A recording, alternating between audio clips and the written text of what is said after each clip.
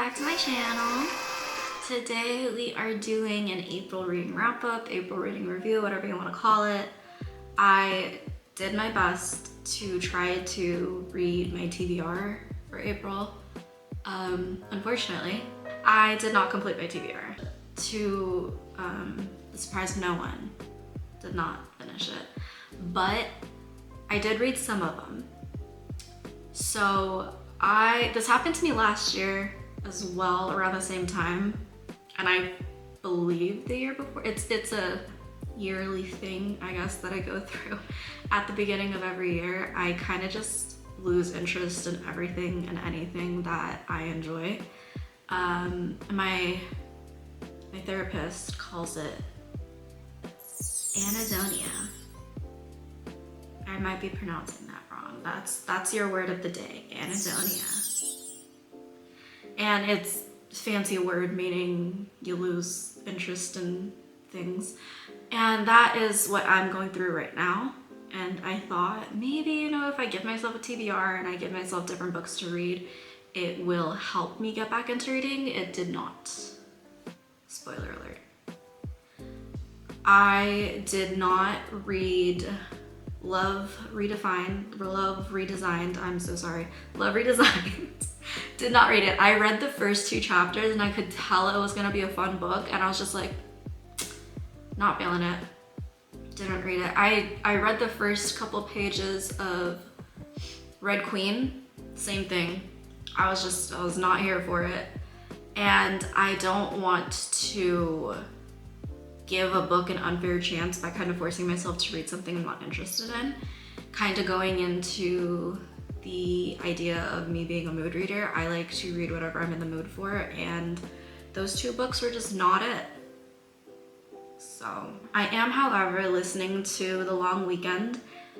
I didn't take into consideration that if I'm listening to an audiobook with a bunch of different characters, it would take a little bit more brain power for me to pay attention to what's actually happening and who is who and what's happening to who. And it also doesn't help that I haven't looked at like a physical, or I haven't like flipped through the book, so I don't know if it's a formatting thing, but like there's no chapters mentioned. So there's times in the audiobook when you're in one scene and then all of a sudden you're in a completely new scene with completely new characters, and I don't put it together until literally like 30 seconds later. So it's been taking me a while to get through the audiobook, but I will finish it. I did, however, finish Scythe and Sparrow, and I think I made the right call not listening to the audiobook. I don't think the narrators are for me, because I genuinely think that I would have enjoyed Leather and Lark a lot more if I didn't listen to the audiobook. It's just like the random giggling or the sound effects that threw me off. I don't think the phrase Christ Jesus would have bothered me as much had I been reading it rather than listening to the narrator constantly kind of like groan it out. I'm okay.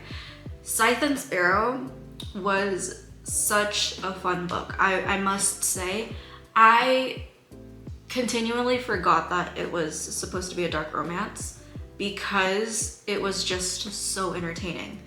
And prior to reading Scythe and Sparrow, I would have said that God of Fury by Rena Kent is the only dark romance that I really recommend people to read if you're getting into dark romance, if you want to see if it's for you or not. But I would add Scythe and Sparrow to that list. There is a little bit of gore and stuff.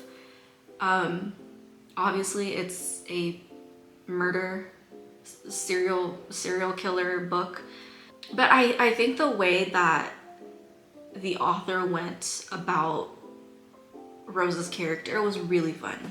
I think I would recommend it if you're not sure how you feel about dark romance. And the reason why I don't add Butcher and Blackbird to that is just because Butcher and Blackbird is more gory and not everyone really likes the gore.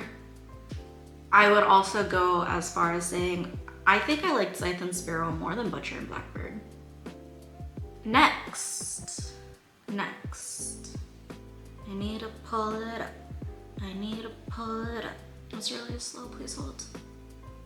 The next book I finished is Beautiful Fiend by Lola King. This is the first book in the North Shore series.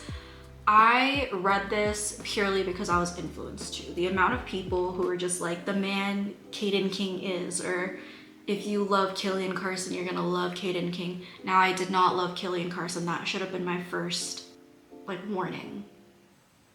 Killian Carson is not my favorite out of all of the characters from Legacy of Gods, but I did not like him. So I was like, I can give the book a try. No.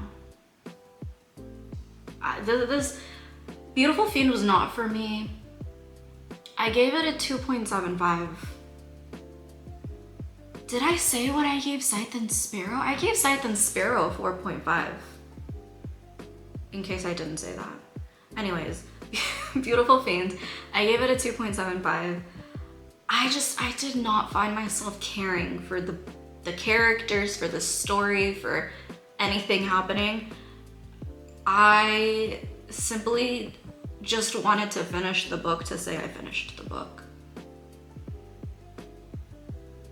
And so I finished it. What had me reading the second book in the series? I don't know, but then I finished Heartless Beloved, which is the second book in the series. And I gave that a 4-star. I don't know, I did not care for anyone from Beautiful Fiend. Heartless Beloved was more fun, I would say, in my opinion, like everything going on. I will also say Beautiful Fiend was also pissing me off at some points, and I was just like, why am I here? Why am I doing this to myself? To meet a reading goal. That is why. It is what it is. I don't care enough about the characters to continue the series or to go back and read other books about other characters in this universe.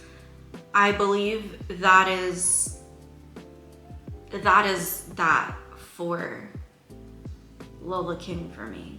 No offense. No offense to anyone who likes Lola King. I love that for you. It's simply not for me. And I'm okay with that. You love it for me. So one of my TBR prompts that I got was to read a book that you can finish in a day or in 24 hours, whatever it was. So technically, I did do that. It wasn't the book that I chose. I didn't read The Boyfriend by Frida McFadden, but I did finish The Right Move by Liz Tomford in 24 hours. So does that count? I'm gonna say it counts. I finished 2 books off my TBR. I completed 2 prompts. I remember The Right Move came out, I think, after I read Mile High, so that was like around the time when I read it. And I remember everyone saying, if you love Mile High, you're gonna love The Right Move even more. It's so much better than Mile High. And I gave Mile High a 5-star. It was an easy 5-star for me. And I just never got around to reading The Right Move until now. I gave it a 4.75. I still loved it. It was a really good story. It was really fun. I loved all the characters. Indy is one of my favorite FMCs ever. I love her. She's perfect in every way. And if you disagree, then that's a you problem. But it was a fun time. And then the last book that I read in April was Savannah Royals by Lindsay Barrett. It's her debut novel. It's her debut novel. It's her debut, English is hard. It's her debut novel. I don't remember the exact date. It's coming out in June. And the Nerd Fam so kindly sent me an arc of the book. And I'm not a historical romance girly. My battery's dying. Where did I leave off? Oh, my train of thought. Okay.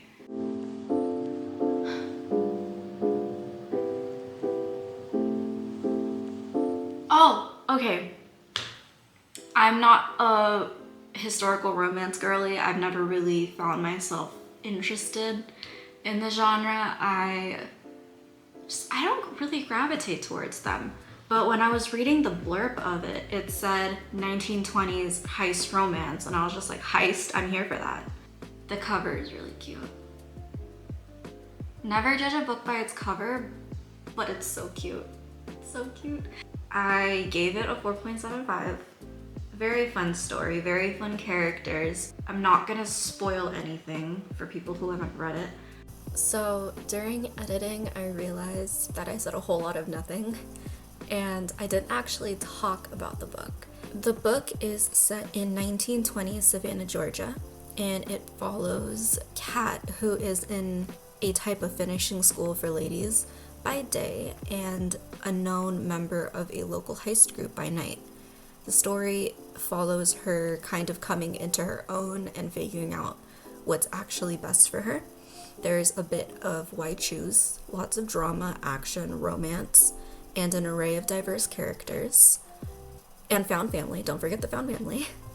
Despite being set in the 1920s, Kat isn't portrayed to be a damsel in distress. Actually, I think she is the cause of some stress to those around her, specifically Melinda and Matthew. But it's a fun time with a great storyline, and there's actually a lot of history that is disguised as fictional characters. I find it hard to believe that the story started as a fantasy. Now back to the video. The man that Matthew is it's so good. Matthew is written so well.